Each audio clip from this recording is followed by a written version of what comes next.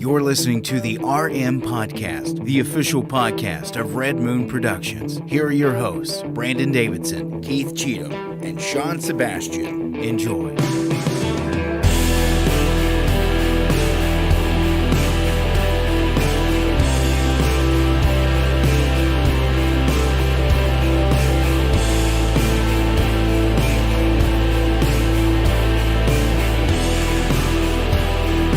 Welcome to yet again another episode of the Red Moon Podcast, live every single Tuesday night at 9 p.m. Eastern on all your favorite social media networks.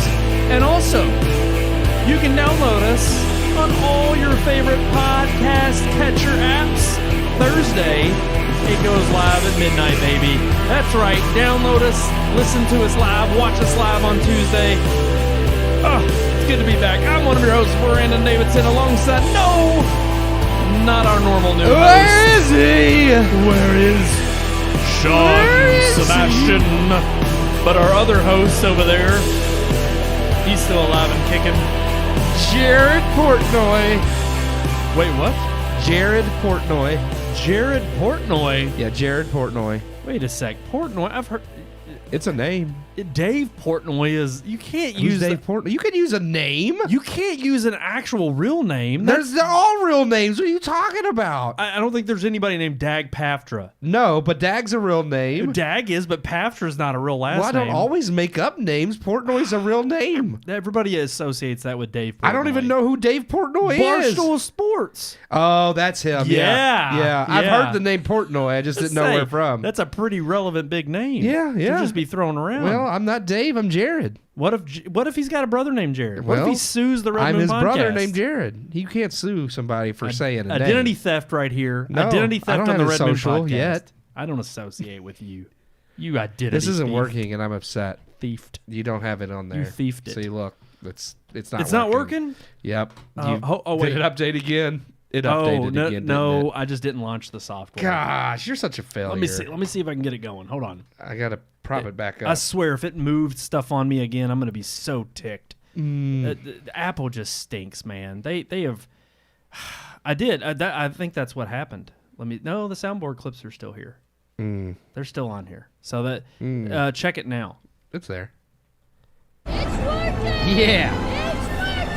Gotta love it. No, Sean is sick. He's sick. He is out this week because unfortunately he came down with a he was bad licking case drains. So that's right. Yeah, I forgot. He was he got some throat stuff from licking drains. Yeah, it happens. Yeah. It happens to the best of us. Look, man, just stop licking the drains. Yep. Watch Saltburn one too many times, and I mean, you can't do that. You can't bet managers. I'm telling you, time and time again, I said you can't bet managers. I was gonna say he came down with a bad case of the. I mean, I was jujubes. just gonna leave it at licking drains. I wasn't gonna mention any movies, but now we have that mental image too. I've not seen it, but I've heard things. Look, it gave him an idea. It gave him an idea. It gave him an idea. He had a thought. You know, that's sometimes thoughts are good, sometimes thoughts are bad, but he had a thought. He had a thought, and he went with it. And Sean, we wish you well. We wish you well on the road to recovery. Hopefully, he'll be back next week. His voice is a little raspy. We could kind of tell last week after the show. We hopped online one night. He was, you could tell he was feeling under the weather. Another thing that we were hopping online because we were going to play a good old wholesome game of Lego Fortnite. Yeah. Just to pal around with our buddies. Yeah, on one end of the spectrum, we play Lego Fortnite. On the other end, we lick drains. So I mean, what else do you need in life? It's entertainment. A wide spectrum. We were going to get on there, chill for a couple hours, just do some chit-chatting with our buddy Neil in Boston. When lo and behold, he cancels last minute. He's like, hey, I got to be at the doctor in the morning. I got a doctor's appointment for a baby. Like, him and his wife Megan, they got to go in checkup. For a checkup on their soon-to-be... Oh, wait! Congratulations, it happened! What? What happened? They had a baby! What happened? What? That's right. Our good pal Neil, who's been here on the show from time to time. When from he visits, Boston. His family lives here in Louisville, but he lives up in Boston with his wife and close to her family. They just had their first child. You got a soundboard clip for that? I mean, the best. We really don't have a celebratory one. We got Wow. No, and I mean, That's not a particularly good one. There's though. oh gosh, Harrison Ford's still on there. Yeah. There we There it go. is. That's what we wanted. That's a good one. And maybe I was thinking the Mario coin, or I like think the the one up. that's not as good as Harrison Ford. But is that on there? No, just Mario Coin, not one up. All right. Well, Yeah. you got a coin, guys. You know. All right, Dan. But no, we got a great show. We want to wish them, well recovery for the next 18 years. Yes. Enjoy it. Maybe. But we are all excited. We are all happy and they're going to be happy for home them, soon with yeah. their new bundle of joy, and bundle of joy. they, just had a busy weekend already. Bundle of baby hey, joy. what happens? You go to the doctor, get a checkup, and you come out with a baby. Yeah, baby whoa. almond joy. I hate almond joys. Why? You like almond joys? Yeah, they got almonds in them. Almonds are good. The Yeah. coconut. I don't like the coconut. So I don't like mounds either. That's fine. See, hold on, wait. Almond joy is coconut, almonds, and milk chocolate, I believe so. or is it dark chocolate? I think And it's I think mounds are the no almonds. Here's the thing. I like almond joys. I remember. don't eat them that often though. So I think it's just regular. It is like- it is the coconut and Is it milk chocolate but or I dark couldn't chocolate? remember if it was which one of the chocolates. And it may be both. I think mounds It's is just the milk regular chocolate. It's regular Is chocolate. okay. Then Yeah. the mounds is the dark chocolate with no almonds and the coconut. I can't say for sure, but there's a side by side comparison, and the mounds looks darker. So. I think so. I think that's it. I think I don't like Yeah. either one. I don't like coconut. Not a fan. But we got a great show for everybody Okay. out there. We can time to dive in. We got a review. Almond Joy does have the best jingle. It's joy or whatever. I can't don't know if they sing it, still but do that, but yeah, they did. You're I think right. they do. Do they? I think I I still don't hear know. it. Some things like they just let like McDonald's lets tradition go by the wayside. Ronald's not a thing anymore. I'm loving it's not a thing anymore. That's true. It's What is terrible. McDonald's? I don't think they have a slogan anymore. They just I mean, suck. it used to be we love to see you smile. Smile, yeah. Then And I'm loving maybe it. I'm loving it's still it, but they just suck. No, they do because it's that terrible, like, they still use it to a degree, but it's that guy who's got like a soothing voice and he's like, yeah. I like get out your app and use it for some savings. It's like they try to make McDonald's that. sounds way more epic than it is. Yeah. I mean, that app does have some good savings. It does. Bad but for you, but- It's not that it has good savings. It's just the value price is now on the app instead of you have to order on the app to get the. It is true. You know, because there's not a dollar menu anymore unless you get on the app and they have a few decent And things. it's still not $1. You're just No. paying $3 and you get something free. They have like I've done it before, but they currently for like the last. This is not way off topic, but still, where you can get I think it's a small fry, maybe it's medium, but it's a fry, a Coke, and then like your choice between 3 types of sandwiches, which are all like double burgers. You can get a double cheeseburger, a McDouble, or a daily double. They need to do a So double one of fish those fillet. 3. I don't know the Lent's point of it, coming but up, I but do do a like double fish I don't, fillet. For a fast food fish sandwich, fish fillet is not bad. I like it. It's I mean, there's better fish out there for sure. I mean, but I'll be honest with you. There's times where it's like no fast food's great for you, but every once in a while you're down for it. yeah. McDonald's is that way. Like the fish fillet's fine. It's not. I mean, like again, it's not my go-to for fish, but no, I do like a fish fillet. I mean, if you're I'm gonna go with Moby Dick. If You I'm know. going with, which that's local. I didn't realize yeah. that No, was Moby regional. Dick is good. Like if you're actually doing true fast food fish, I would go with. I mean, Moby if we're Dick. gonna go real, I'm talking fish, about like you know. burger fast food joint, because they all kind of have a fish sandwich, but I mean, only one Culver's has is not that. bad. Even I don't though think it's I've ever had their typically- fish It's pretty sandwich. good. It's like a nice chunky piece. I mean, but everything there is kind of better. It's upscale. It's fast food. it's not quite fast food. Fast Right. casual, I guess, is that Fast casual. That's an I actual like term. that. Yeah, Is yeah, it? yeah. Fast casual. Is that is from the kind of restaurant biz? Yeah. I it's didn't know that. So yeah, I guess it's kind of that because it's not sit down, but it's still more than just your typical fast food. Well, I give McDonald's 3 out of 4 stars. On a good day. On a bad day, 1 out of 4. Yeah, They have good bad days. they do. Well, most of them in Louisville are bad days. I honestly haven't eaten at McDonald's in months. Yeah. I haven't been there in a while. It's maybe a couple times a year. Like I really don't McDonald's very often. But it's like we're not here to review McDonald's. fast casual or fast food restaurants. yeah, we are. I wanted to do that once. We could for a Vices segment. Well, I straight up wanted to do a scientific study, and I wanted to make an app. Like this was back in Oh, wow, college. okay. I wanted to make an app where it would do crowdsourcing Yeah. for fast food places. And you could just go and click on like a McDonald's, Wendy's, whatever they are. Yeah. And you could click on it and see all the ones in your area. And based on how many people who signed up for the app but had been through the drive-thru in that given day, it showed you if they were actually fast that day or slow. So like a more not like Yelp, which is reviews, but more like in the moment, like, yes. hey, this restaurant today has been doing really good. I'm craving, McDonald's. I'm gonna go to this. Yeah. Oh, I better not go there because they're really slow today. Maybe they got a kind of bad like person. Waze, like when you could report Yes. police and accidents and stuff like in real time while you're driving, and then other people can see because it. I honestly, and then I wanted to make it available for you to sell the data to the fast food restaurant chain. Bad idea. Whether it's Yeah. McDonald's or Yum Brands or whatever, and then they could use it internally to speed things up or to say, oh, we're really getting dinged on this store here. We got to do something about it. We got to contact the manager.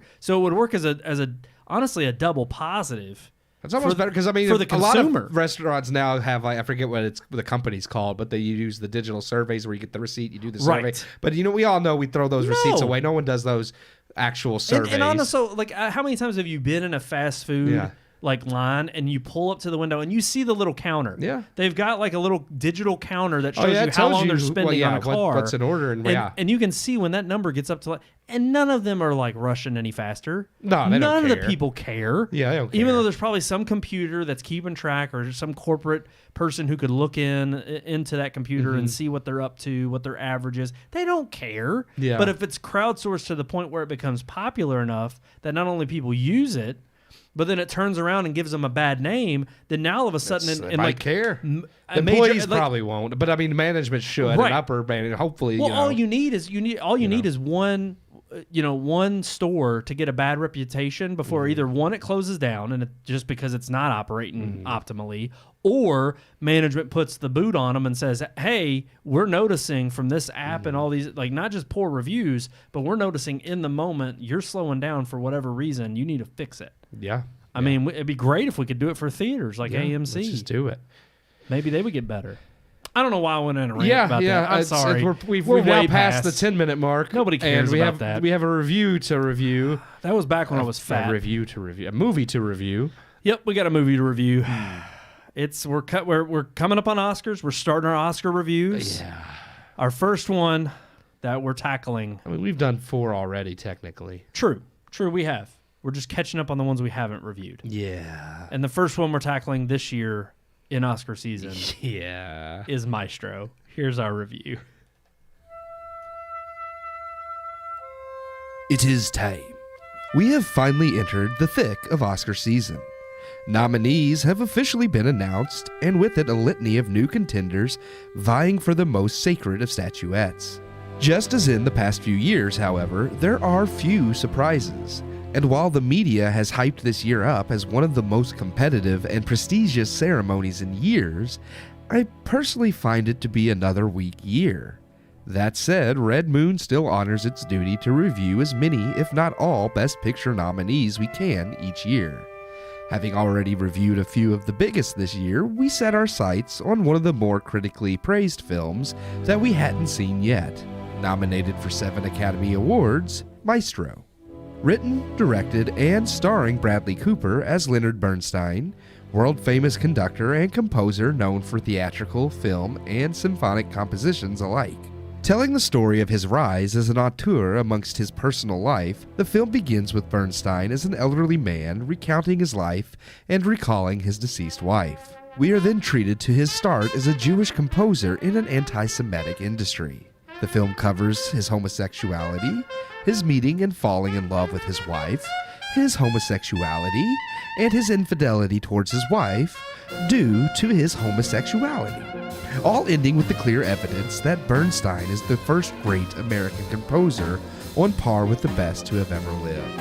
Yes, Maestro is a film that highlights a complicated figure and his struggle towards greatness, not through his brilliant works or craft, but through his infidelity. Because what makes him the first and possible greatest American composer, comparable to Chopin, Mozart, and Bach, is not his craft, but his intrinsic queerness. And with that, Maestro, a well-crafted film in the majority of technical aspects, becomes another stereotypical Hollywood biopic devoid of real substance. Bradley Cooper and Carey Mulligan as Leonard and Felicia Bernstein do give solid performances worthy of their noms. Though while I agree they are amongst some of the best performances this year, both Cooper and Mulligan I feel have given much better performances in the past, having even been nominated for a few of them. Makeup, for which they have also been nominated, is well done and certainly does add to Cooper's performance, though isn't as transformative as past nominees such as The Well or Darkest Hour. Cinematography, however, which while nothing revolutionary, was one aspect of the film I felt fully on board with having gained a nomination. Cooper's direction is solid, and there were plenty of well-done transitional scenes and scene framing that I felt showcased both solid cinematography and editing. Overall, however, the movie as a work in whole pales in comparison to Cooper's job as director on A Star is Born, which is the bar I feel Cooper has set for himself as director. It's a bar Maestro in no way meets. Having received a nom for original screenplay as well, I felt myself underwhelmed by the entire film. The story and writing were dull. The dialogue decent, but sharp dialogue against a feckless story doesn't make a best screenplay in my opinion. Choosing to sum up the life and talent of a man to his infidelity and paint him as a hero for it seemed like an insanely bizarre choice to me. And sure, the angle is that these are the things that made Bernstein, informing and impacting his work, but this only goes so far without showcasing and highlighting the brilliance of said work. The film never gets into the gritty details of his craft and why he was brilliant as an American composer. It only tells us he was brilliant so it can focus myopically on the aspect Hollywood cares about most at this time, his status as an LGBT icon. Sure, the film goes through the motions touching on Bernstein's most known works, and even using his compositions as the film's score. But outside of playing his music and repeatedly telling us he's amongst the greatest composers, the film itself never sells me on Bernstein's legacy or impact in the industry. This is not to discredit Bernstein's work, but it does highlight to me the failure of the film, whose focus makes for a dull movie with no edifying substance. Technically well-crafted, Maestro makes sense as a nom under the current climate of the Academy, but, in my opinion, is another example of weaker films being elevated due to checking the right boxes. The film is at best mediocre from an entertainment aspect, and despite its more artistic aspects, I would still say A Star is Born is more a showcase of Cooper as an auteur than Maestro could ever hope to be. I give Maestro 2 out of 4 stars. Very well put there. Very, very well put. I must say. Yeah. Oh, there it is. Indeed. There it is. Thankfully, even though Sean's not here, he did send us his thoughts. Yeah, so we yeah. are going to talk about that, and we'll share what he gave the movie. You settled on 2 out of 4. I did. I happen to agree with you. Yeah. I was on the fence. I was going to go 2.5 out of 4.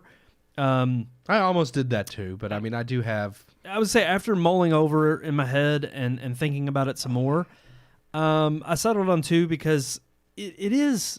I'll never watch it again. Right. For one. That's one. And I really am very tired of Best Picture nominees that I feel like are dull and don't have anything like fulfilling or edifying enough that I want. Like, I feel a Best Picture nominee should be a movie that I want to watch over and over again.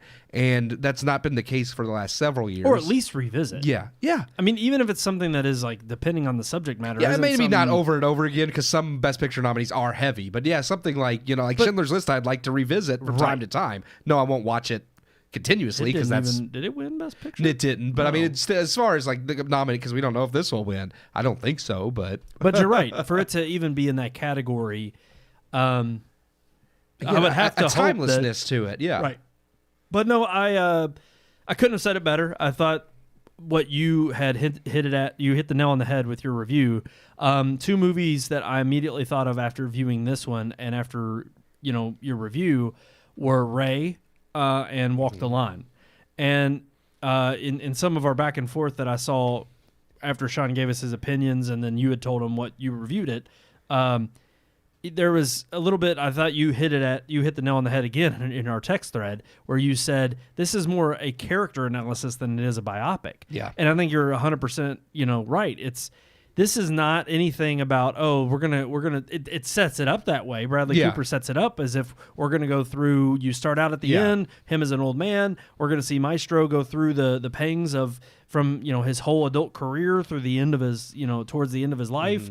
And we're going to see all of these different, some of the creative influences, some of the processes of how he composed some of his more significant works. And it's very disappointing because that literally is maybe, I'm not even going to say, I would say 1/10 of the movie. We barely get any idea of him actually knowing what he's talking about in terms of conducting or even we composing. get told that he's a genius. Plenty of times people tell us that he's brilliant. And that was the first thing I had mentioned to you when you came over to record. I said it has that cardinal sin of show, don't tell. And it does. It unfortunately collapses on that in that regard. It doesn't show, it just tells. Yeah. And there's at least 2 major instances in the film where it transitions from one part of Bernstein's life into the next with a monologue or a radio announcer to kind of inform you as to what he's accomplished up to this point. And it just... Well, see, now we know. Right. We didn't have to witness him create it all. We know. Well, exactly. Because we're told he's a creative genius. Yeah. And so that right there, just committing that cardinal sin, already knocked it down a peg for me. And then ultimately throughout, it didn't recover. Even in the emotional moments of, I'm not spoiling anything here, even if you don't know much about Bernstein himself. He's obviously, he was a closeted gay man who kind of came out to those closest to him and most who knew him personally. And of course, had a history later of in life, promiscuity. They knew he was promiscuous, and they also knew that he wasn't really trying to hide it anymore. But yet he still had this love for his, wife that he had 3 kids with. Yeah. And I'm sorry, if you had 3 kids with a woman, I don't care if you like to mess around. You know what's right, wrong, and you could choose the right thing.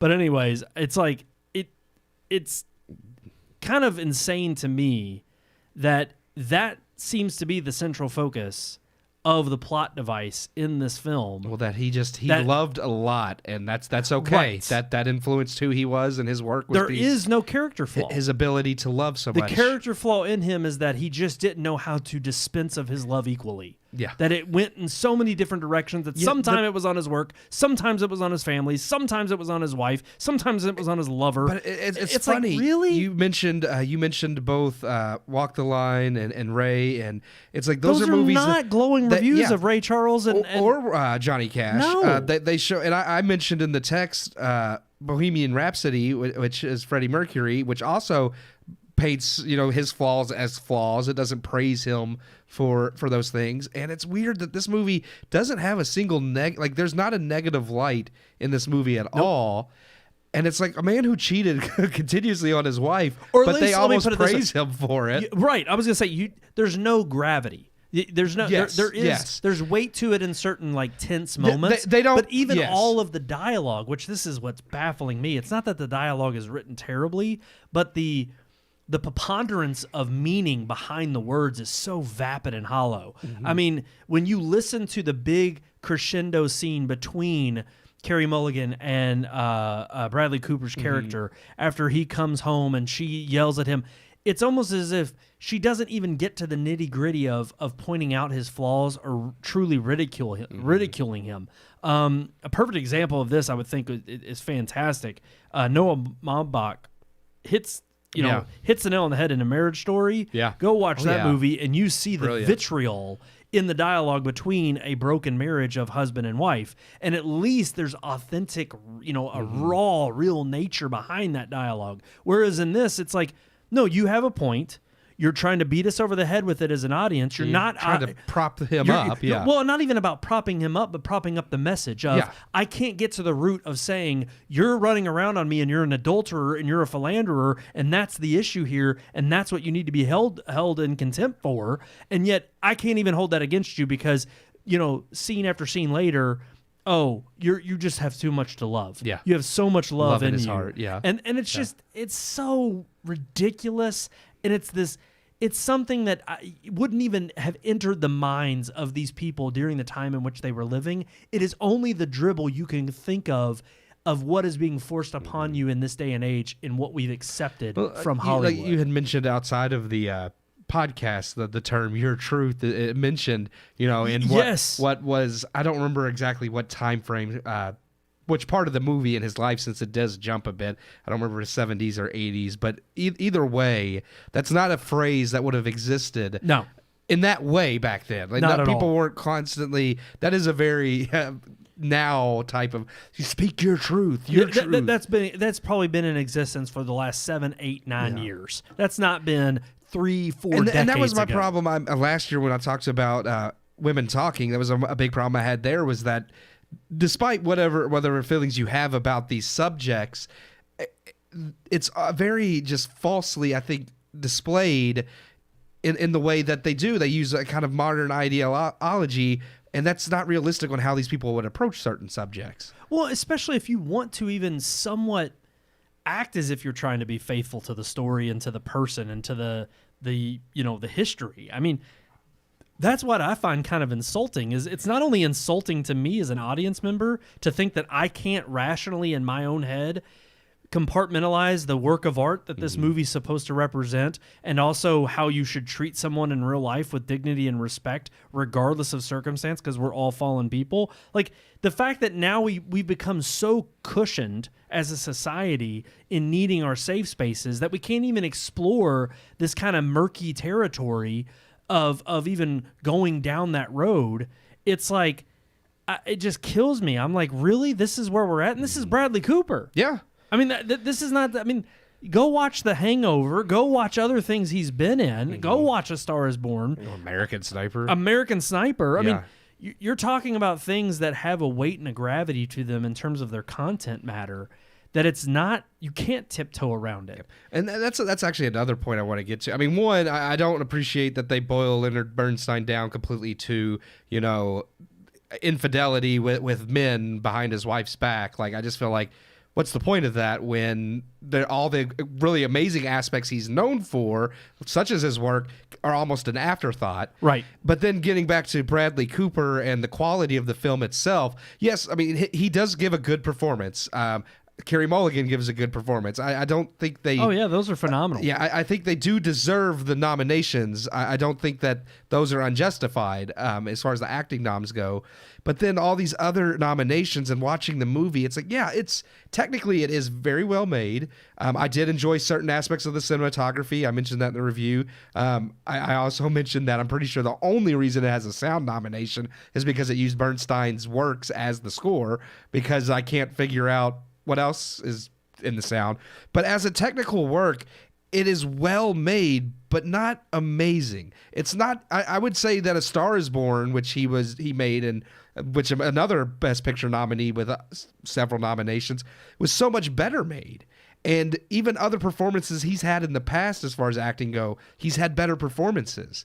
And it's not that this movie is undeserving of some of the noms as far as the technical aspects and acting goes, but it's just kind of underwhelming to me as a nominee because of the fact that it's just picture. Yeah, because it doesn't scream out anything that's above or beyond what I've seen in the past. Now, maybe it is better on a technical aspect than other movies this year, so it deserves those noms this year. But that only showcases how weak again we've also year's been. Done this before in the past, where we always said that since they shifted to the up to 10 nominations possible for Best Picture. They have to fill it in somewhere. Well, I was going to say they have a bottom tier and a top tier. Yeah. And this would easily fall in the bottom tier. It tries too hard to go after the nom of wanting to be a Best Picture winner, that it's like, okay, yeah, we know what you're going for, and you check off a few of those boxes. Mm-hmm. And yeah, because there's not really anything else that's gone on throughout the year, it's easy to throw it in there and lump it in. Yeah. But it doesn't have a chance of winning, and no, and it doesn't. Shouldn't. But it's funny because I feel like a lot of the movies this year you could tell they were going after the Oscar nom, and not that they don't deserve, like, not that all of them don't deserve it, but some of them I feel like Oppenheimer's not bad. It's not Nolan's best, and you could tell. Right. It's like, this is Oscar worthy. Same thing with Killers of the Flower Moon. Napoleon didn't get nominated, but it was another one you could tell was going for that Oscar. It's funny too because I'm glad you even brought up Oppenheimer. And maybe I'll give Bradley Cooper a little bit of a reprieve here from all the bashing. It's not just him. I put this on par with Oppenheimer and with Killers of the Flower Moon. Now, I disliked Killers of the Flower Moon way more than I did Oppenheimer, but all of these, to me, all fit into that category of somewhat pretty to look at, a little bit of substance, hardly any entertainment. Very well made, but dull. Right, dull and like lifeless. And I hate to say that, but I mean that's Nolan, Scorsese, and Cooper. And Well, Cooper, you could say he's young and not usually and again, in the mix not with another those two. not another nominee, but even like Wes Anderson, Asteroid City was lackluster. Yes. It's like they're all, you could tell they're all doing what they are as a Scorsese or Anderson or Nolan film, but at the end of the day, it's like just that little bit of DNA is all they have, is like the uniqueness each director brings. It's almost like they're so worried about too much about either. I wouldn't say this about Nolan because I don't think Oppenheimer was preachy. I mean, no, I think that he didn't was just, say anything that was. But that's the thing. There was nothing profound about it, and it was just built up as being something profound. And then you have Scorsese, who, I know he's wanted to do Killers of the Flower Moon for forever, but it just lacked in terms of not only entertainment, and you may say, well, the story didn't lend itself to being entertaining. Well, then don't make a 3.5-hour movie about it. I'm sorry. Find somewhere else to cut. Cut out the fat. 3 hours that don't really add much to the overall story. That too. That's the problem. If you know going in exactly how things are going to unfold and nothing changes, you just simply see 3 hours of the events unfolding exactly how you could have predicted from the start. It's not entertaining. Why am I wasting my time? Because it's supposed to be profound. It's important, and people need to know this story. And to me, it is so clearly seen more today than it has been in the last several years, and especially in the last couple decades.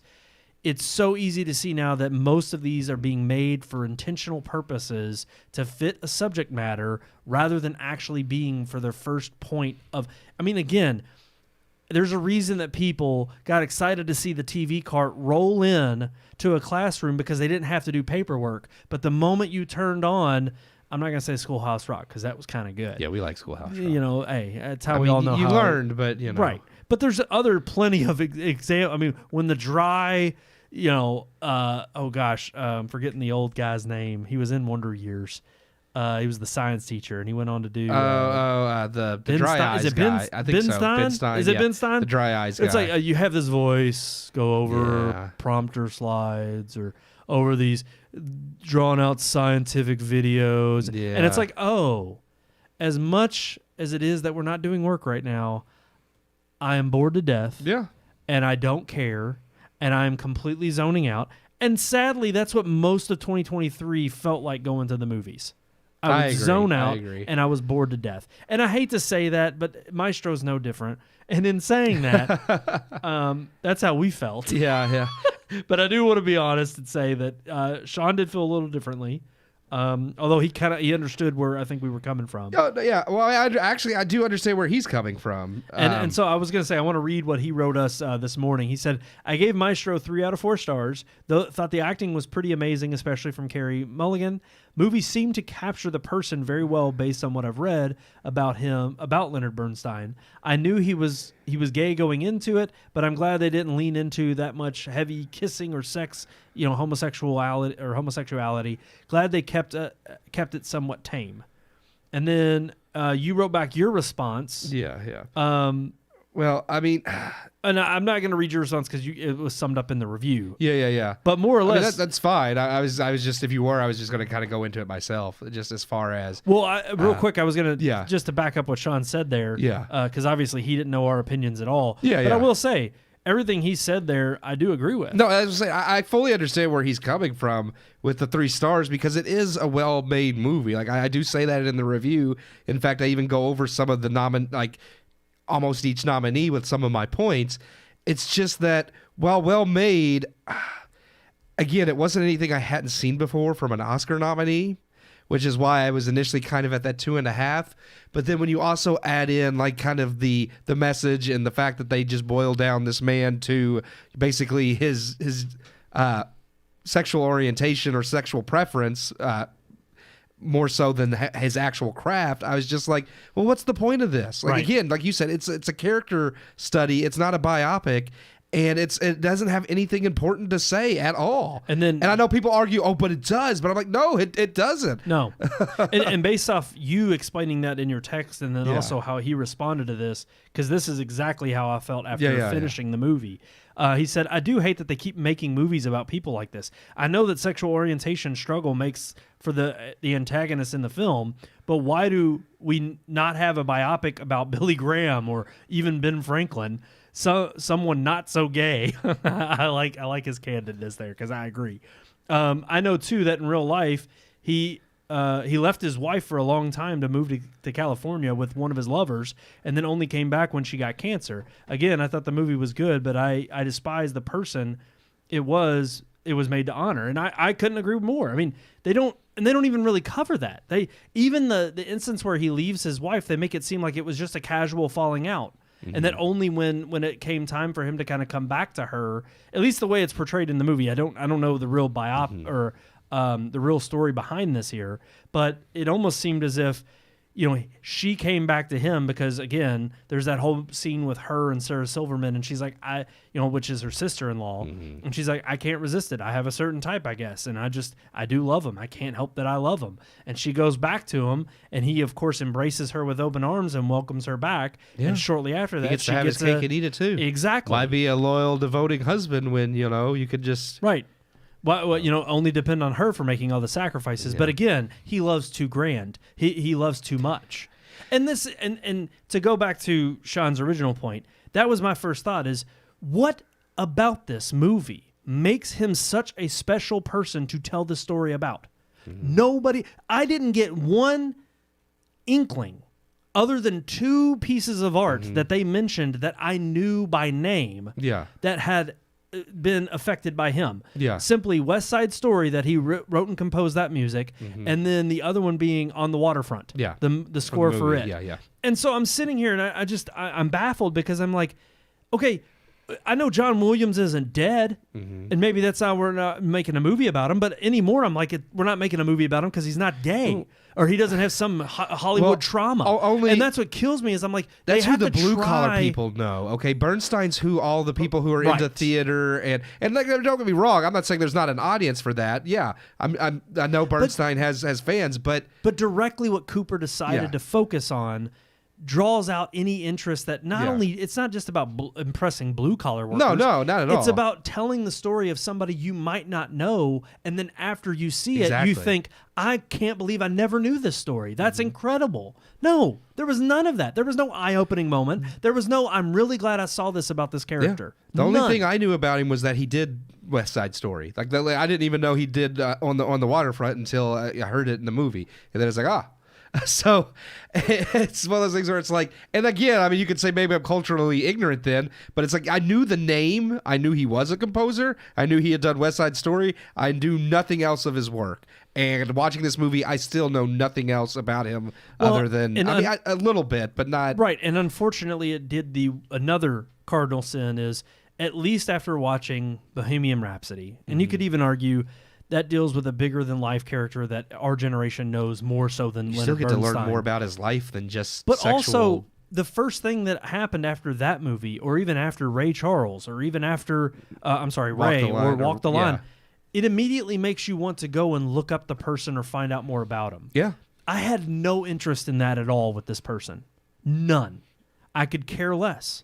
That's and my first thought is, I didn't have any inkling of, other than just knowing for factual purposes what the movie got right and what it got wrong. And I didn't even delve too deep into that because, frankly, I was apathetic about it. Yeah.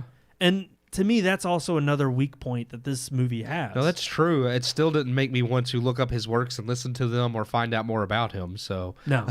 And so, I mean, my brother, he classically trained in piano. He knows, he grew up taking piano lessons, knows it, and deals with a classical music background.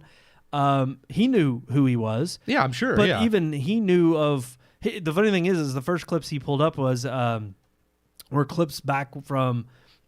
he was conducting in like the 70s, and they had file footage of it, and it was him conducting like a trumpeter who kind of got ticked at him and was like, I can't go that pace, you're wrong. And they had a back and forth. And it was just funny because I'm like, You don't even get any of that in this movie. Yeah. You don't get parts of the daily. You see one instance of him in the film actually completing a piece of work, writing notes on a staff. Yeah. I'm like, this is a guy who conducted and composed music, and yet we only get one shot of that in the film? Mm-hmm. And even in the big scene where he is conducting, it's like you do see several scenes of him conducting, but it's like you don't understand the scope or the grandeur of it. You automatically assume that the moment he walks into the room from the get-go, the moment he's given his shot at the beginning of the film, he is a household name from that moment on, and everybody welcomes him with open arms, and he's just this heralded success. Mm-hmm. And it's, his genius is unquestionable. And that's just not, one, it's not good for theatrics. It's not good to for a movie, but it also just isn't true. It shows just from actual natural clips that you can pull up from file footage that there is back and forth. There's parts of this creative process, and there's reasons why he's in the position he's in, yes, but there's also ways in which he got to that point. And yeah, they try to do a little bit of that with Carey Mulligan's character and how much love and sacrifice she made for him. I know, and I get it. I know that's what Cooper's trying to buttress the film with. He's trying to make it seem like she's the real shining star of the story because he could have only been who he was to his fullest extent because of her. Yeah. I get it. I didn't miss that point. But it's a weak way of telling a story to try to not condemn the man, but to praise him all the more. Well, it does the disservice for her, especially if your point is that, she was the brilliance behind the man, but then you do a disservice to her by not calling him out for the infidelity and for the things that he did exactly behind her back, or even like her knowingly. So I'm too. It's another. I mean, it's weird to say, the best picture nominee, 2 stars, but it's just one that I know I'm never going to revisit, and I don't care. Agreed. All right, let's move on to our headlines. Let's get into it.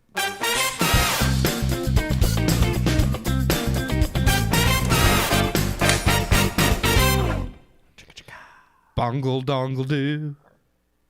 I like that. Bongle dongle do. Yeah.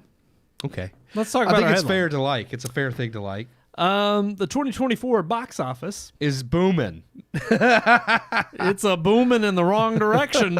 Not off to a great start at all. It's off to an abysmal start. It's failing. In fact, the article that we linked propped to up by Mean Girls, and that's not a compliment to Mean Girls because it's not making money either. Well, I was gonna say it's like the only thing out. Say it's easy to be number one when there's no competition and nobody's still going to their movie. So. And it's funny because another post that Sean had sent us earlier today, and it bodes well for Wonka for a little bit of hope for Disney, but it's not too much because even it's done poorly. But Wonka's not Disney.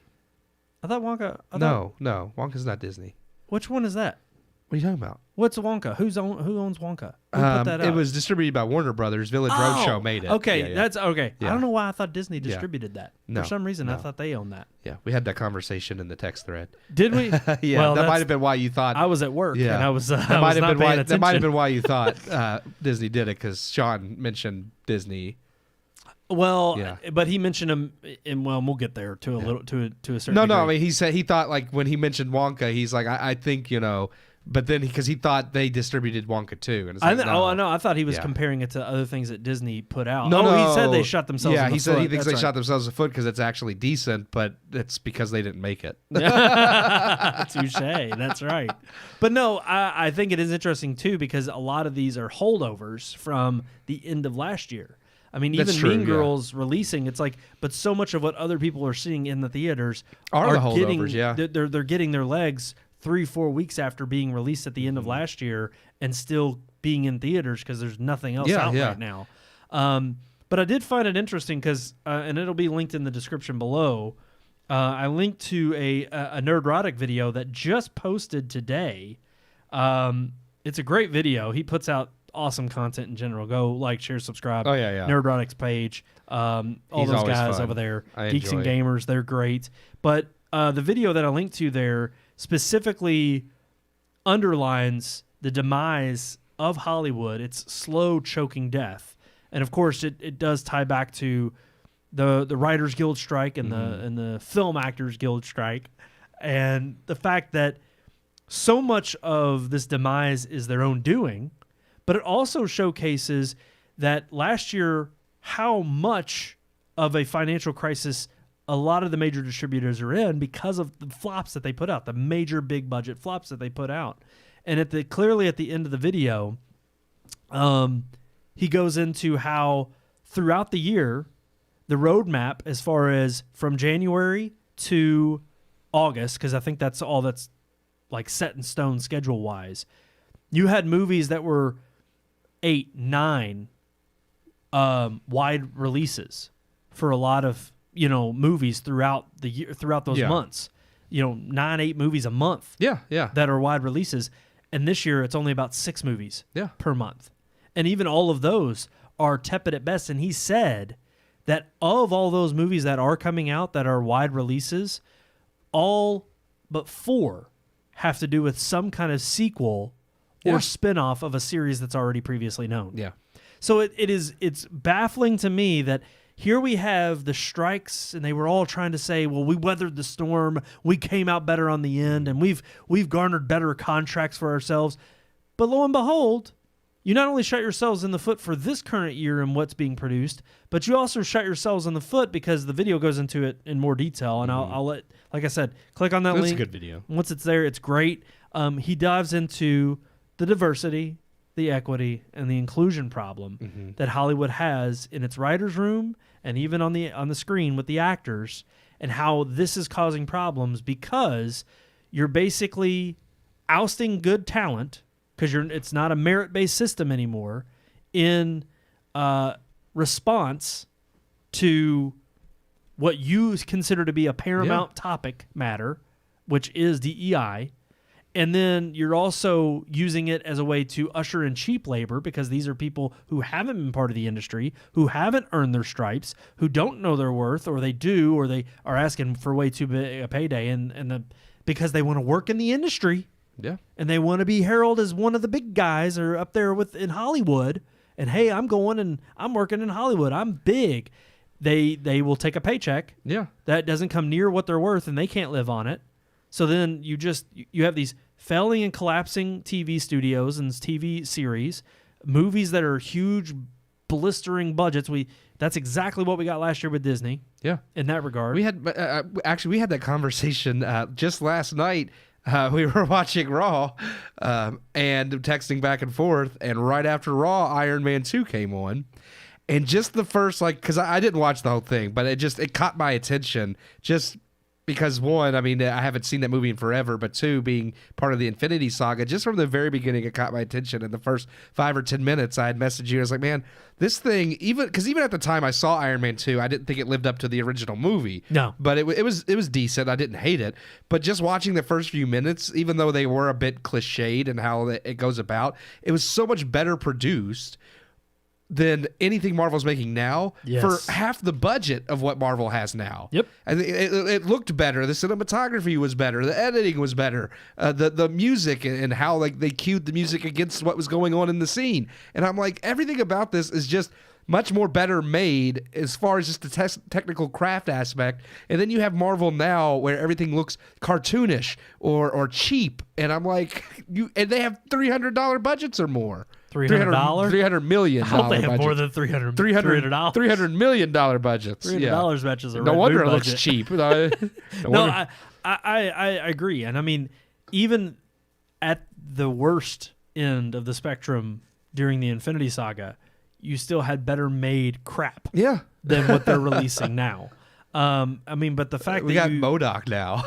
Gosh, I mean, yeah, that it was just looked last awful. year. It looked terrible. I mean, think about that. You had Ant-Man 3 that came out that flopped. You had Guardians was the only successful film that came out. Yeah. Piggybacking off the success of the other two and the fact that James Gunn returned for it. Really. I mean, that was all they had. The Marvels flopped. The Marvels was a huge flop. Yeah. Indiana Jones 5 was a flop. I mean, Little Mermaid flopped. Everything Disney has put out, really, and I mean, and not the only ones. All of DC's movies have been flops. Yeah, no, I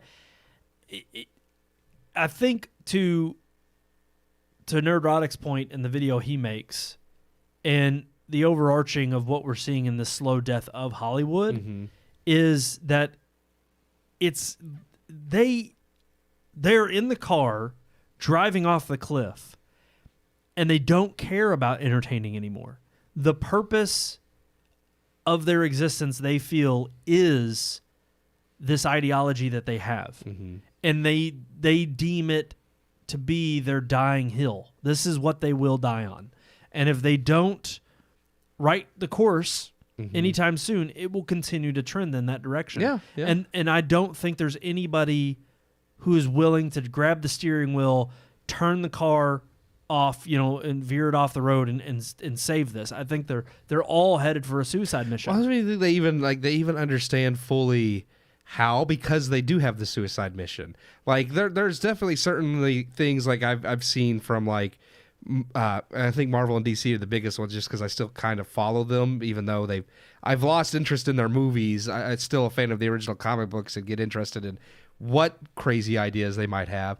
But seeing like okay, the reshoots for Captain America that are currently going on, apparently they've gutted half that movie from what I was reading last, and a Daredevil, which they've completely restarted. It originally didn't even have members of the original cast from the Netflix series, and then they realized, yeah. Well, because it wasn't going to be an actual, like, it was kind of a loose, like, that's part of the multiverse, but this is our own thing.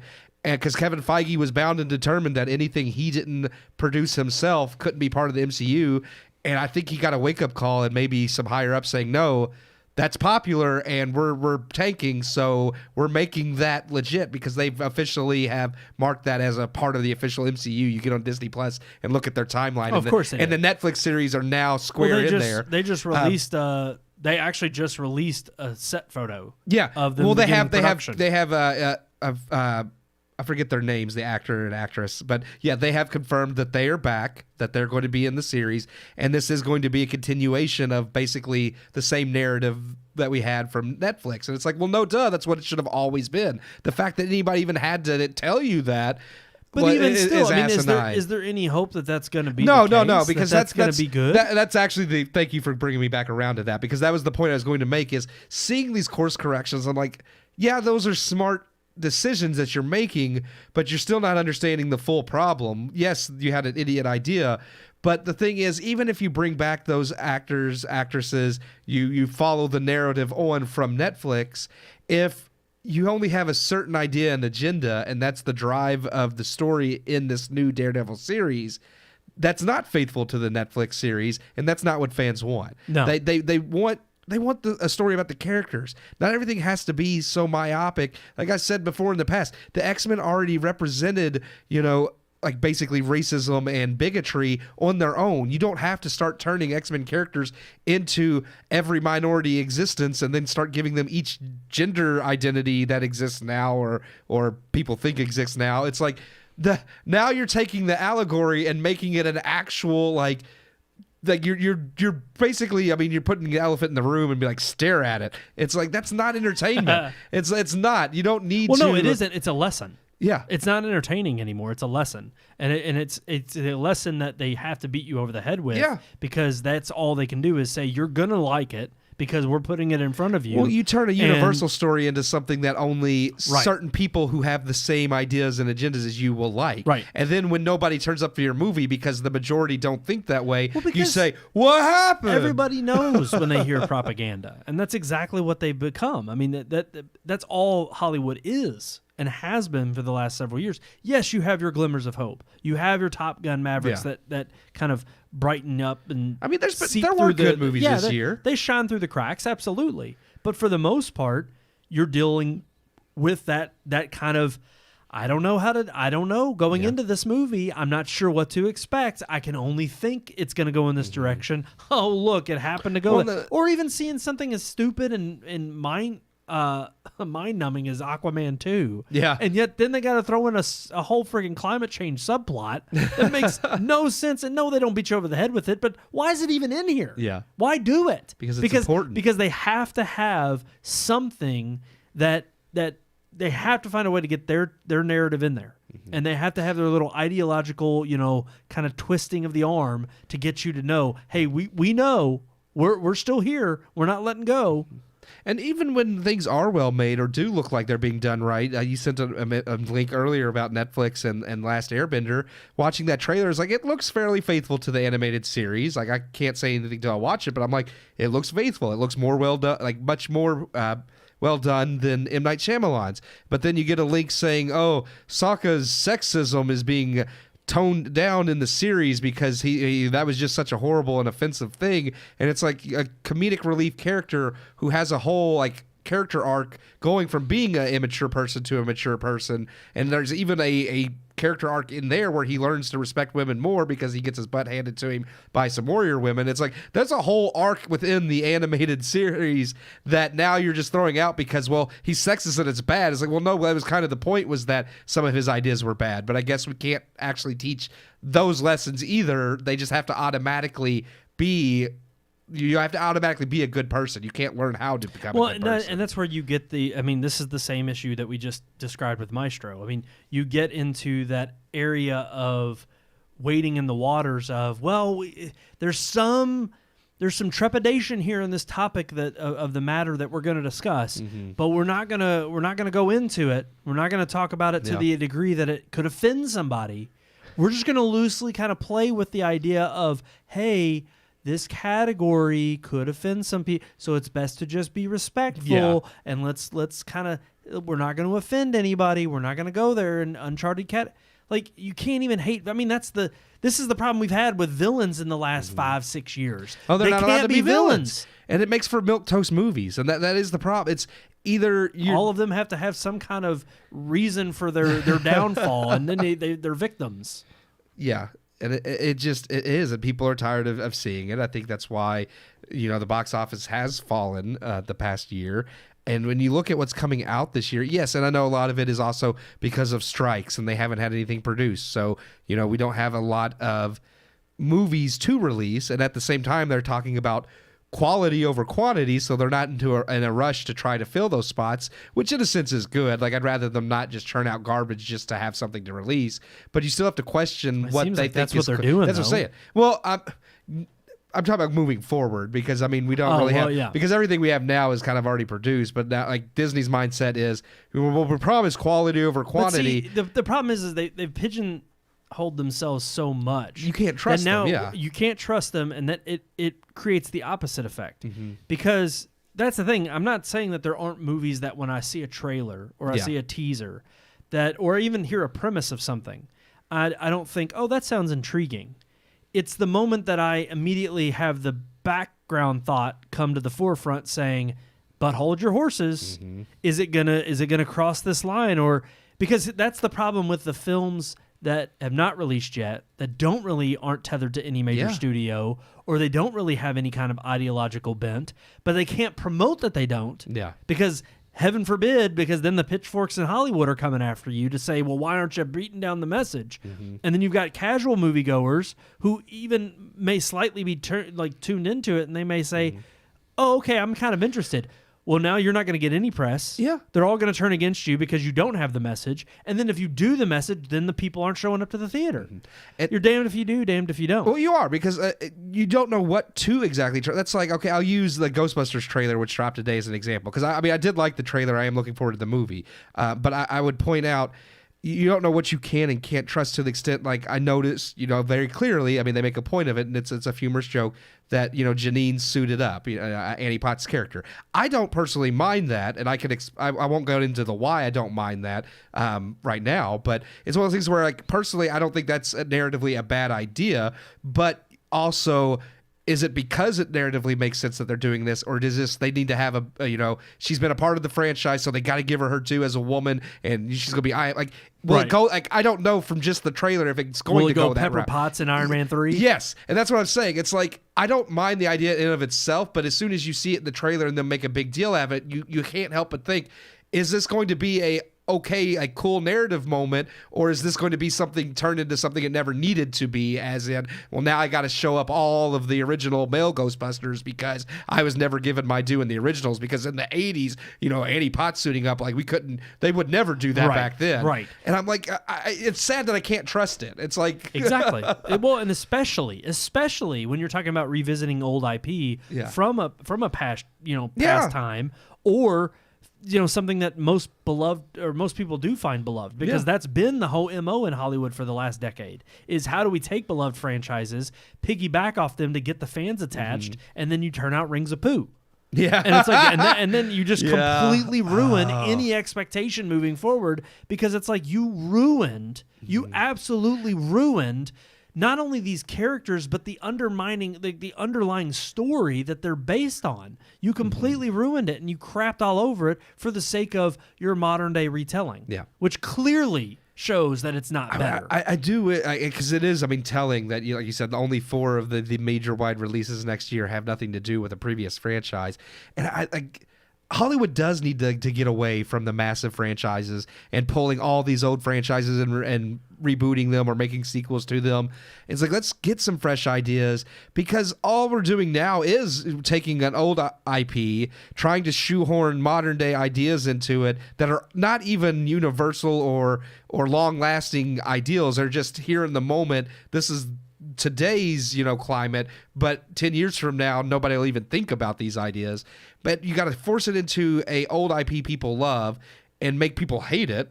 And then it's like, well, and that's what I think is so funny. The only way they're gonna stop is to do exactly what's been the slow trickle effect. Stop going to see the stop movies. Stop going to see them, and most people are doing that because they're tired. Yeah, it's Marvel was fun until it wasn't, and you have to give up. Star Wars, it's like, yeah, that's a loved IP. People absolutely do love Star Wars, but once Kathleen Kennedy ruined it. When you oversaturate the market with just mediocre crap, it's like people don't care anymore. No, and that's what happens. Is you can't. That's why people are tired of Fast and the Furious. People are tired of DC, even though they've barely even gotten off the ground, because at this point, you've failed for so long that people don't care anymore. No, exactly. And it's like, okay, Wonka. It's gotten some decent reviews. It's gotten good talk. I'm kind of more interested in watching it now than I was before. But at the same time, I'm just like, why do we need another iteration of Wonka? Why do we need his backstory? Why can't we just do something original? I never needed to know who Wonka was before he made the factory, or how he got the funding to make the factory. The mystery was kind of part of the luster of the first film. That's part of it, he was supposed to be a mysterious character. Yep. And it's kind of like, you don't need it. And I'm not saying that the movie's bad because it exists, but I'm just tired of things that are just lackluster that no one asked for to begin with. I agree 100%. And I think you're starting to see, even the major distributors or publishers who are making these decisions, they're not doing so at such a pace that I think is, it's kind of like, what do you do once you've poisoned the well?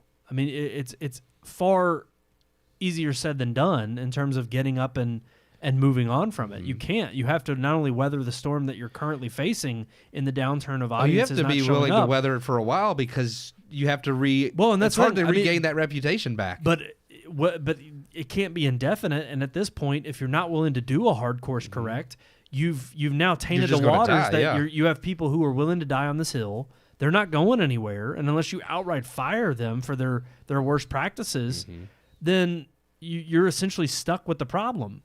And it's going to continue on. Well, like we talked about, I don't remember if it was last week or the week before, but as far like, it is hard, because everybody who's in positions of power at these companies now are the ones that aren't going to want to course correct. They have been ushered into the helm because of DEI. So they have these DEI initiatives. You brought from the these top people down in to do exactly what they are doing. So now to tell them to stop because you're losing money, they're not even going to be able to know how to stop, because they were hired to do exactly what they're doing. And at that point, it's like, what do? Do you fire everybody and start rehiring, like you said, more creative talent? Do you bring someone else in to be the heads of all these companies? And you have, if you're talking about apples to apples comparisons, I thought it was great that news came out today that Nintendo is opening up a Nintendo World in Orlando. Yeah. And I reposted that on X with a GIF of Woody coming out of the box in Toy Story 2 with his hat, tipping his hat off, Yeah. like, I'm here. And it's like, look, you have other people, and they're not always going to be as big as Disney and something like Nintendo to come in. But once you start slipping, these other companies, there are people there to fill the void. Yep. And there is going to be look, if Hollywood wants to continue down this road of eating itself alive, because that's how Nerdrotic opens his video, and it's kind of telling, because all the people who ushered in the support for these initiatives, it's not like they weren't they were sitting on the sidelines, but now they're just now voicing their opinions, saying this is not what I expected was going to be the effect of this. And it's like, well, you should have known better. You should have woke up Yeah. and realized what it was you were asking for, because now you're stuck with it. Well, again, and you act like you're being ostracized, or that you can't even, you have to be anonymous to speak up about these things. It's like, and he point blank asked the question in the video, why do you want to be part of an industry that is supposed to be ushering in creativity, and you can't even be creative? Yeah. Because heaven forbid your creative outlook on certain things will be considered racist or bigoted. Then what's the point? Why would you want to show up and work for people like that? Well, it's because it used to be well known. It used to be something taught, to anybody going into business. But you don't bend business and politics. You don't let politics dictate the business, because the problem is, as a business, your sole goal is to make money and stay in business. And you can't do that when you start alienating people by choosing sides and playing politics. It's like, sorry, yes, as someone who owns a business, or as somebody who runs a business, you can have your own political beliefs. You can definitely even make those known if you want, but the company you run should be neutral. You should be trying to entertain everybody as a filmmaking company, not trying to shoehorn in one thing or another. Well, especially if that's what you pride yourself on being. I mean, if you want to, none of these corporations, look, you always had left-leaning movies come out. Yes. But you did not see these messages making their way into, there were always these films that came out at the forefront that were general, basic, like they attracted all audiences. Yeah. And it was like, that was just general mass appeal. And that's what a blockbuster aimed to do. Whether it was trying to be, a rom-com that was primarily focused on a women demographic, or you had your war films or something like that, action-oriented, that attracted your male moviegoers. There were always these demographics that made up the whole pie of what the film industry was going after, but you embraced it based on the movie you were making. You didn't say, well, we can't make this type of film anymore because, the patriarchy, and we're gonna ignore this entire audience, and we're just gonna alienate you had a them. wide array. Sure, you have left-leaning films, but occasionally you might actually have a film that is more right-leaning. It was about reaching different demographics, not just teaching specific ideals. So I don't know. Look, we can move on from this topic. We're drawing a little long in the tooth. Yeah, and ultimately, it's just a matter of, I don't think this is this is not something that's going to change throughout this year, and I don't think it's just for the lack of the amount that was already in production because of the strikes from last year. This is going to be a continual story that you see from people continuing not to support Hollywood because the movies they're putting out just simply aren't that. They're not entertaining, and they're not worth your time. There's other things that can take up your time that are well worth spending the amount of time. People are going to speak with their dollar, and I think you'll continue to see that until somebody wakes up and says, oh, let's quit pandering and actually make movies that everybody finds entertaining. Yep.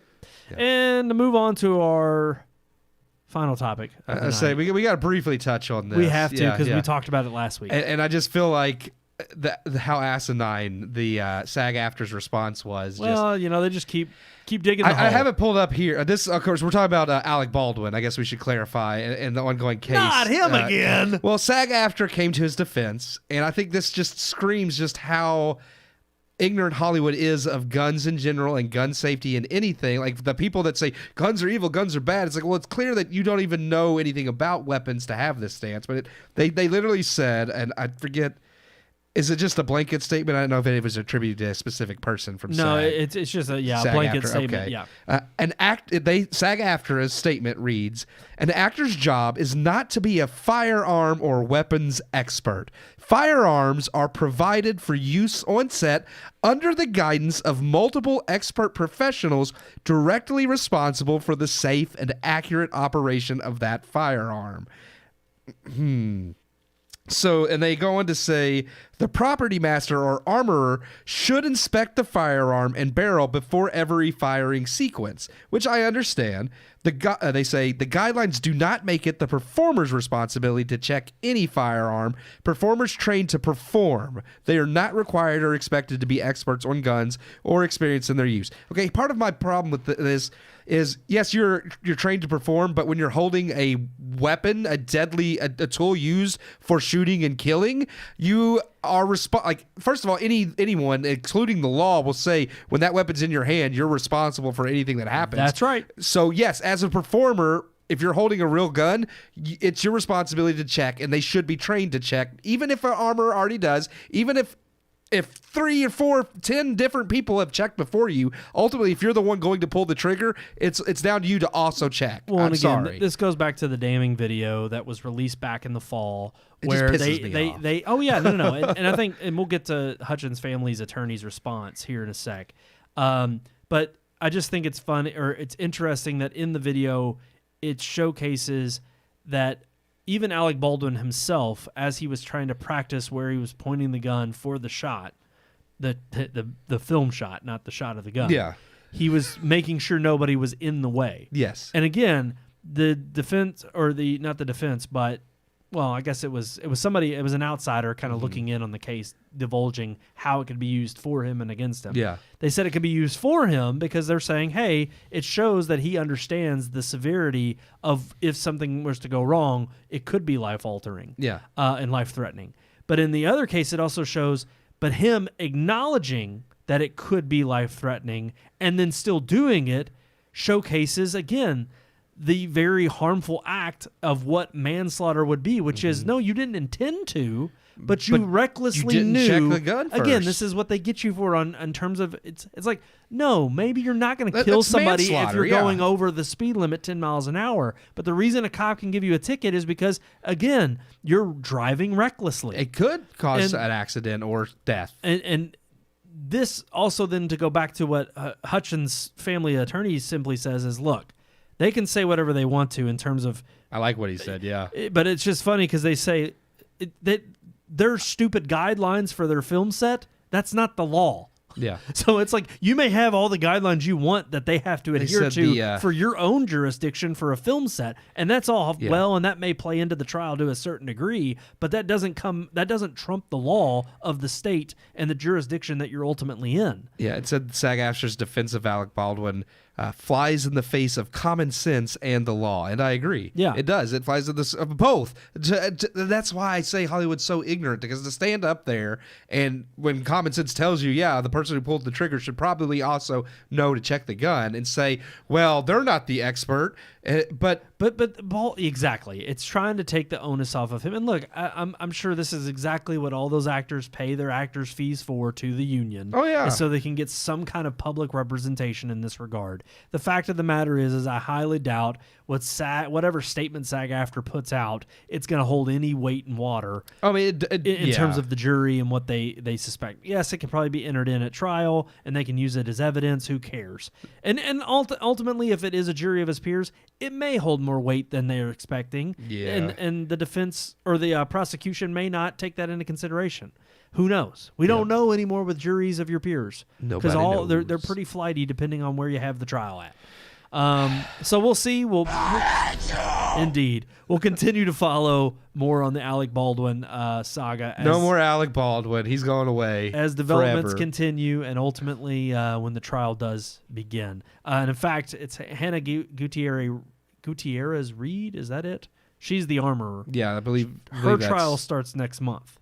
Her trial starts in February. So we'll follow that too. We will, but what's funny is I guarantee you it doesn't get nowhere near the cover. No, it for hasn't. It Baldwin. already hasn't. It has. Well, of course. I mean, yeah. think about her trials just beginning. I mean, how many years? She was killed in 2021. 2021. Fall of 21. I mean, this is insane how long this has been drawn out. This is crazy. I'm just like, it baffles me. Oh, gosh. Okay. Our justice system is beyond broken. Beyond broken. All right. Unique. I think we're ready. Real quick. Yeah, Tenet's going to re-release it. Who knows why? I don't know why. Baffled. I have... Tenet's going to re-release in theaters like Disney for a week. re-releasing those Pixar films, like I think it's dumb, but I do understand because they only aired streaming. Tenet, I'm just like, it had a theatrical run. Right. I'm sorry it was during COVID, but... Well, they were saying it was because it was the first big one that came out, big blockbuster. It was supposed to be the first one that brought people back to the and theaters. And it didn't do it. And I hate to say it, but its second theatrical run... It's not going to bring anybody to theaters either. No. It's just It wasn't a great movie. No. And it's funny because they're hoping, I think it springboards off of Oppenheimer buzz, effect. but I'm like, I guarantee you put any of the Dark It's Knight for 1 movies, week. you put Inception or any of the Dark Knight movies back in theaters, and it'll probably bring more people to the theater than Tenet's going to. Yep. Now, granted, the only reason they're doing this too is probably because they don't have anything else on the docket. Oh, I'm sure.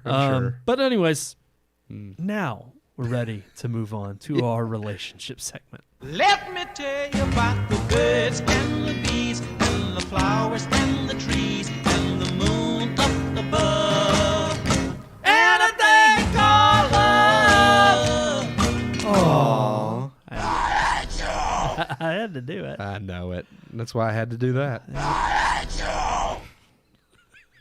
Every week. Man. Every week. Doesn't even matter the segment. There's a rumor going around that he's going to voice Shadow the Hedgehog in Sonic 3, and I'm like, I hope so. That would actually be good. That would be great. You know what? If there's one thing the internet can rally behind and that I'm happy about, it's the return of Hayden Christensen. Like, bring him back, man. It's like, bring him back. Yeah. Now we just got to resurrect, what's his name? Jake Lloyd? Jake Lloyd. That's not happening. He went off the deal. At least No, Hayden tried he's to not stick too far gone. Yeah. I don't believe it. Hayden at least kept around in Hollywood doing smaller projects and movies. He didn't completely go off the deep end. Jake Lloyd, come back, man. Come back, Jake. We want you back. It's working! What would be great is if they not our could unique make segment. But it's go not. ahead. If they could make a Jar Jar Binks origin story, Oh wow. and they bring Jake Lloyd in to be the voice of a young Jar Jar Binks. Well, he's an adult now, though. Doesn't matter. If you're a good actor, you can do it. He can distort his voice. Oh. And I'm just saying what that would. I mean, it would make all the fans Are you happy. an angel? He could bring back Jar Jar Binks as a fan favorite, so that people can hate him as young Anakin and as Jar Jar Binks. Yeah.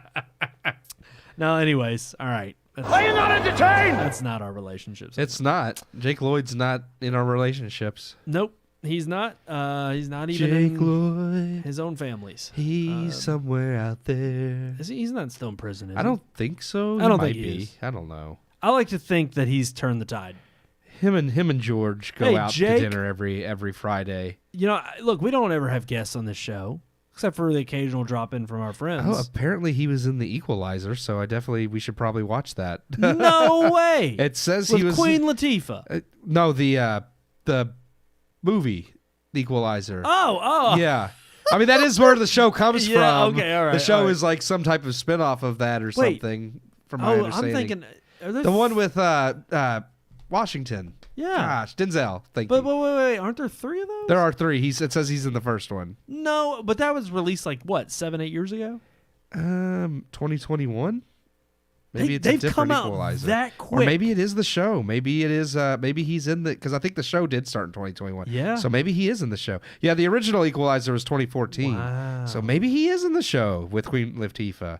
I got to figure out which Equalizer What if he he's plays in. like a drug dealer or something? That'd be fun. He's probably like just like a background I person don't or know. something. Man, I he's don't probably know. still got a He SAG might. I'm card. sure he probably has a small role. I bet Yeah. you he can get some lines on some paper. Let's see. 2021 probably is the show. It's got to be. Yeah.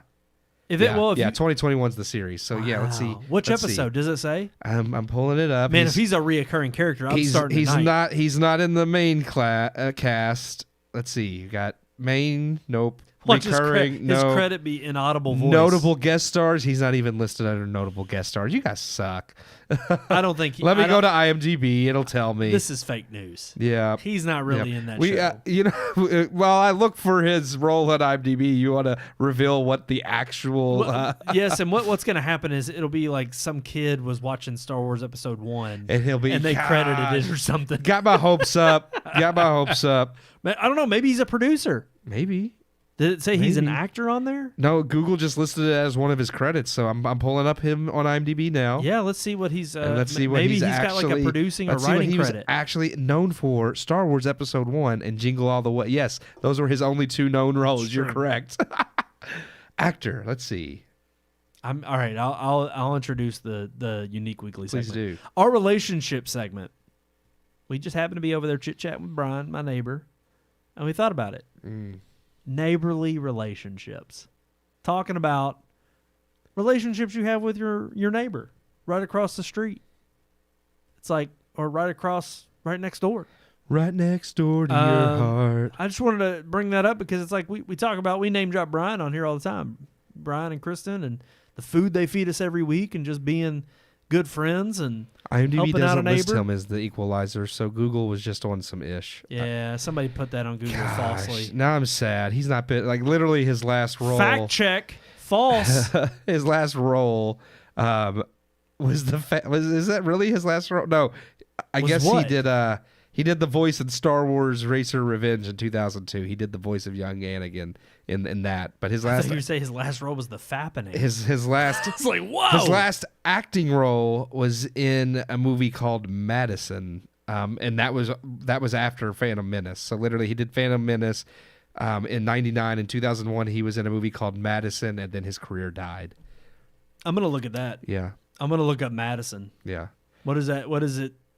He played Mike McCormick, which is a famous person's name. We'll have to Google that. I know that. I just want to name. know what the story's about. The movie. It All right, has let's talk about Jim my neighbor. Caviezel in it. Okay. Yeah. Okay. Okay.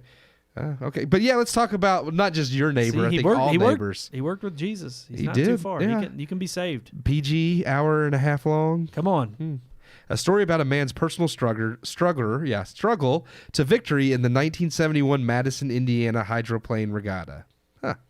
Madison, Indiana. Wow. It's like, it looks like jet skis. I guess the hydroplane regatta has something to do with Okay. jet skis. I don't know. Maybe racing of some sort. Well, either way, what about you and your neighbors, Keith? You friends with your neighbors? No, I don't like that. No,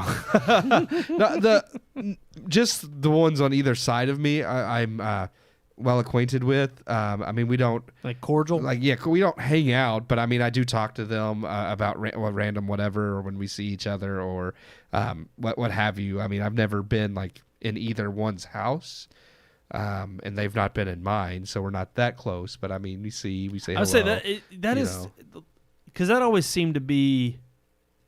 I don't know, because growing up, I mean, we were neighbors. Mm-hmm. You grew up right across the street, and we've been best friends since. Part of a lot of that too was like when we were growing up, there were a lot of kids our age on our street. That's true too. So because we were friends with every kid on the street, we were in all of our neighbors' houses, and Right. all our parents, I think, knew each other much more because obviously they have kids they're looking after and interact. So, and I feel like, I mean, I don't have kids. My neighbors don't have kids.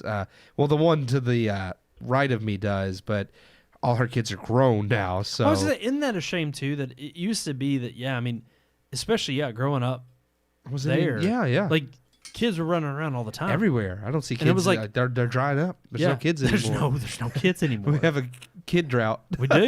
There's the No, you're right. population decline. They are. It's a Population real is a thing. decline. Well, people claim that that's a good. We're so overpopulated. We need to have less kids. Not true. Because it's going to. Well, because they're concerned about the environment. Right. They're not concerned about what happens to society when you no longer have enough people to 'cause maintain. we're the disease. Yeah, we But are the I disease. don't want to jump. I go know. down I that know. road. That's not what our neighbors would want. No, that's not the neighborly thing to But do. sometimes you are, I think, friends with neighbors, as we are friends with your neighbor, Brian. Well, and the reason it kind of came up on topic was because obviously when I first moved in here, I wasn't expecting to be, I guess, that close. But thankfully we were talking about it over there tonight about how it's actually nice that got Les across the street, them right next door, Amber across, catty corner to me, and it's like, and I walk my dog in my neighborhood, almost every day, and it's like everybody I pass is friendly and nice. And yeah. one, that's a good thing. I Yeah. will say, if you do have a dog, or even if you get out with like, Oh, yeah, a passing spouse or people out, something, just being able to get out and know who's in your neighborhood. One, you become more familiar with it, but also you kind of get you build up a good rapport that if like something weird or fishy's going on, people are willing to approach you. Yeah. They're willing to say, "Hey, I noticed something," or they're looking out for you. They are. And that too also, it just makes you known too, so that when things are going down, they're like, oh, we see Brandon walking his dog every day. He's not like, when you're just a hermit and someone sees you randomly in the like, who's that neighborhood, guy? they're just like, there's some strange guy walking in the neighborhood. I've done he's that. lived here for 5 years. With Brian and Kristen, I've texted them before and be like, "Hey, I've taken a picture of somebody like just in the neighborhood." and they're like, "Y'all "Oh, know that's who this just is?" yeah." And they have. They've been like, "Oh, that's so and so. I think they're over there all the time." Yeah. And I'm like, "Oh, okay, we're Yeah. good." Because it's good to just It's like keep that's just Bernard. He just gets into your trash every now and then, tries to steal the spark plugs from your lawnmower, but he's a good guy. He's a good guy. No harm, no foul. He's all right. But no, I do think it's interesting too that typically it'll be like if there's packages delivered or something, more so me than them, you're like, "Hey, you mind putting that on my back porch?" Or I got this delivered today. It'd be nice if it We didn't get have swiped. one person who isn't a direct neighbor, but they just he didn't comment on any of our videos. He sent me a text directly, but I know Oh, yeah, sure. I know he's watching, Mr. Nathan Curry. Oh, Mr. Curry! He's watching because his text to me is a direct response to our conversation. Okay. So he asked me, won't I be his neighbor? So I think I should point out, he does live almost like right behind me. He's in like his street is kind of behind my street. I can get to his house through the ditch line, or I could just drive around. So he's not a direct neighbor, but yeah, I mean, I could get to his house in less than 2 minutes. I thought he was just saying So, it because he was trying to make a Mr. Rogers reference. He I think he was at the same time, but he knows that we are That's close in relation, and he's also making a because he does say, "Won't you be my neighbor?" And then he says, "Come over again, be my neighbor." So now I think he's maybe just lonely, and he wants someone to hang out. He wants with you to him. be his friend. So Nathan, we will get together Heck, soon. We yes. will. Oscar I know. night's coming. We got to Yeah. ridicule the Oscar somehow. I don't think he wants to wait for Nathan. Are you willing to wait for Oscar night, or do you want us to see you sooner? I'd be fine with seeing him sooner. It's just Yeah. my work schedule is weirder than He yours. says he wants snuggles, so we're not getting anywhere in this conversation. Nathan, we'll snuggle soon, buddy. We'll be your neighbor. He said sooner the better, so we could definitely try to work that out. But no, it's interesting because, I mean, I do think about it oddly as like even my parents, like when we moved off of the street I grew up across from you. Yeah. Once we were over there, it was actually not. We knew my neighbors, and my parents still know them, but it's cordial because obviously you grow up or you live there for so long and you know the people around you. And again, it's always good to kind of keep an extra set of eyes on everything that's going on. But ultimately, it's interesting the amount of depth that you get into certain relationships with your neighbors versus others that are just kind of more cordial and acquaintance-like as opposed to an actual friendship. Like, I clearly was not expecting to have that with, my next-door neighbors when I first moved in, and it just naturally kind of developed into that. Yeah, I'm not a hugely outgoing person anyways, so, but the fact that I do have, like I said, it's not a huge friendship like we have with Brian, which I absolutely love, but I do have the kind of at least cordialness enough that I know my neighbors look out for me and I look out for them as far as the house goes, and that's nice. Back where where my parents still live at the old street, like we grew up on, I know they do have like a really good neighbor right next door to them that they talk to frequently and have, spent time with. He's come over during cookouts. I mean, him and his kids have swam in their pools, so they have a nice friendship there. So it is interesting to see how those forms. Jacob says he would take a bullet for his neighbors, which I believe, seeing as they're his in-laws. I was going to say, good one, Jacob. He's a good guy. He's a good guy. That's one neighbor you love to have. But yeah, it is interesting how I wonder if everybody Melissa feels thinks the same way. I hope so. But Calling her out. we talk about just having friends or family or this or that, and neighbors can become part of that. Sometimes you don't want to have anything to do with your neighbors or you're not close, but other times they do become like friends and family. Yeah, no doubt.